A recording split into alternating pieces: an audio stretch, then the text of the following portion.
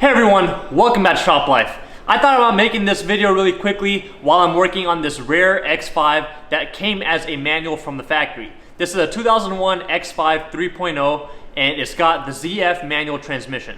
So I wanted to make a quick video on things that every manual BMW owner should know about. So the main thing I really wanted to discuss was whenever you go to get your clutch changed, or if you're doing it yourself, this is one part that every manual BMW transmission should have replaced.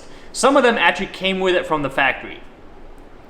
What I'm talking about is this clutch pivot pin. So this one I have in my hand is actually made by URO Parts, URO Parts. Probably the only good thing that I've actually had good experience with from that company. But this is a clutch pivot pin made out of brass. So some of the older 850i's, they actually came with a stainless steel one from the factory made by BMW. But that's probably the only transmission that actually had a solid clutch pivot pin. All the rest of them came with a plastic one. So even the newer transmissions, so like the F80, it also has a plastic clutch pivot pin. And main thing that happens is the plastic over time wears out. Some of them even crack. And when it does, it actually starts making a rattle. The whole point of it is so that it allows that plate to pivot on it. And whenever it starts wearing out to that point, you're gonna have a lot more play, a lot more noise and chatter, which is it's very good to just go ahead and replace this when you have the transmission off. And this is less than $20, so it's cheap insurance and it prevents you from having any issues further down the road. A lot of shops actually overlook this item completely and they'll just keep the stock one. They won't even change it out. So make sure that you buy one of these brass ones. I'll have it linked down below. I'll even link down the stainless steel one. Any of them, just make sure you get it replaced. Let me show you exactly where it goes and how it works.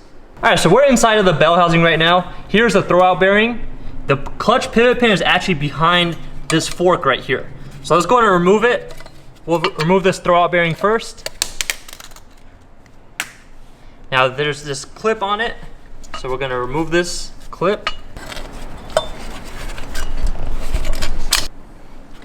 So the way this works is on this side where this hole is, you have the slave cylinder. And when you push the clutch in, that slave cylinder has a little piston in it that moves this out. And this fork actually pushes on this throwout bearing to release that clutch. So this section right here where the pivot pin sits is always getting worn on every time you push the clutch. So that's why when it's a plastic pin, usually it will wear out, sometimes it can crack. So the pin actually sits right here. So what you want to do is you remove this. This is the clip that holds that fork in place. And here's the clutch pivot pin. Sometimes they do get stuck in there, so you do have to pull it out from the back. So here is that plastic clutch pivot pin. And you can see this is where it usually wears out right here. And sometimes it will even crack. So this clutch has been replaced before, and they might have replaced this, they might have not. So it's really is like a gamble.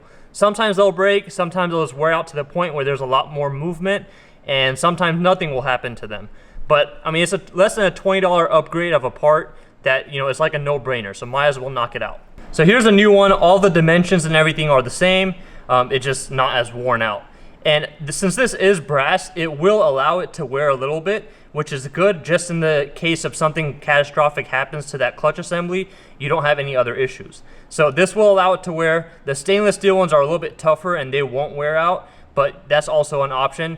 And as far as noise, you do want to grease this a little bit. You can put some kind of synthetic grease on it. That way it will keep any other creaking noises or any of that to the minimum. I've been using these for a couple of years now, and I have never had any issues with any squeaking or any other noise. So don't worry about it. Even if you don't put any grease on it, you'll be all right. So this pretty much just goes back right in the same spot. I'm not gonna put it in all the way because I'm gonna grease it, but it goes right back in there. The spring goes back on top, and then you put the new fork in place. Now, a few other components that's gonna be a little bit more specific to this transmission, as well as other ZF 5-speed transmissions. So one of the major issues with the ZF 5-speed manual transmission is that it starts leaning towards 5th gear. So what you'll notice, there's a gate that stops your shifter from just leaning towards 5th gear. There's a spring in it. And what happens is when you're going to 5th gear, you have to go past that gate when you shift up. So over time, that spring and just the actual sleeve that's in there just wears out and it doesn't let the actual gate retract. So then the gear shifter actually just starts leaning towards 5th gear. All right, so here we're actually in an E46 330i. It also has the same ZF transmission, just not all-wheel drive. And this, I can show you exactly what I'm talking about with the 5th gear lean. Now, this issue with the whole 5th gear lean only applies to the ZF 5-speed manual transmissions, which are found in the E46 330i, those X5 3.0, also the E36 M3. So just make sure that if you have this 5th gear lean, make sure you have the transmission, the ZF 5-speed manual transmission. So here's what it actually looks like. So this one's not too bad, but as you can see right here, like there's not really, the gate is very, very weak. And that just means that shift pin, that detent, is not moving back as it should. So when you're going to reverse, there's that gate right there. So there's supposed to be a similar gate for the 5th gear, except it's just not as difficult. So the 5th gear gate is not going to be as strong. But you can see right here, it should be like right here. This is where it should be neutral. And then you would have to push it over past the 5th gear to go into it. And you can see there's a little bit of a gate right there. So what we're going to be doing when we change those actual detents and the sleeve and all of that, that's going to make it smoother and it'll put a little bit more pressure. That way it returns. You'll also notice when you're going into reverse on manual transmissions, there's another gate there that's a little bit stiffer. And that stiffness comes from that spring. So what we're going to do is we're going to fix the issue with that 5th gear leaning with this rebuild kit. So these are the pins that actually control those shifter gates. And what's going on is they're actually getting stuck in the actual sleeve. So this is a sleeve that we're going to be replacing it with that allows this pin to move freely. So there's one for the reverse gate and there's one for the 5th gear gate. We don't usually have problems with the reverse, but it's a good idea to replace both of them at the same time. And then another thing is, just to improve the overall shifting of the transmission, we're going to be replacing all of these shift pins. So there's an actual whole shift pin kit that comes with a new spring, a new sleeve, and the pin itself. We're going to be replacing all of that. That's just going to renew the whole shifting mechanism in the transmission. So here's the transmission. This is the one that is out of the X5, so it also has the transfer case in the back. But if you just have a normal 5-speed ZF manual, you're just going to have this front section right here. But this process is going to be the same for all of them. So you've got these two sections right here. This is where those pins are going to be for the 5th and reverse.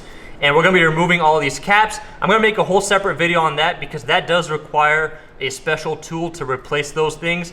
And I'll have that as a separate video with all the links to the tools you'll need. And then the next thing would be all of the shift pins, which are going to be underneath these little caps right here.